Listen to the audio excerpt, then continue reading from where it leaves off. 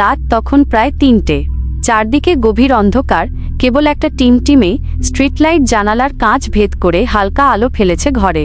আমি তখন গভীর ঘুমে হঠাৎ কানের কাছে ফিসফিস করে কেউ যেন ডাকল, ফিরে আয়, ফিরে আয়।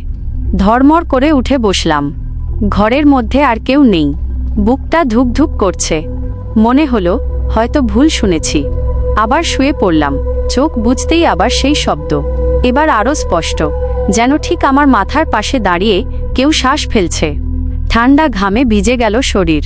ধীরে ধীরে চোখ খুলতেই যা দেখলাম, তাতে আমার সারা শরীরের রক্ত যেন জমে গেল। দরজার কোণায়, সেখানে দাঁড়িয়ে আছে একটা আবছা কালো ছায়া, মানবাকৃতির চেয়ে লম্বা, কিন্তু কোনো মুখ বা হাত পা স্পষ্ট নয়। শুধু দুটো জলজলে লাল চোখ যেন আমাকেই দেখছে। আমি ভয়ে নড়তে পারছিলাম না। ছায়াটা ধীরে ধীরে আমার দিকে এগিয়ে আসতে শুরু করলো। প্রতি পদক্ষেপে ঘর জুড়ে একটা হিমশীতল বাতাস বইতে লাগলো, যেন ঘরের তাপমাত্রা হঠাৎ করে হিমাঙ্কে নেমে এসেছে। আমার গলার স্বর ফুটছিল না। যখন ছায়াটা একেবারে বিছানার কাছে, তখন তার লাল চোখ দুটো যেন আরও তীব্র হয়ে উঠল। মনে হলো এইবার বুঝি আমাকে গ্রাস করে নেবে। ঠিক সেই মুহূর্তে বাইরে মসজিদ থেকে ফজরের আজানের মৃদু সুর ভেসে এল।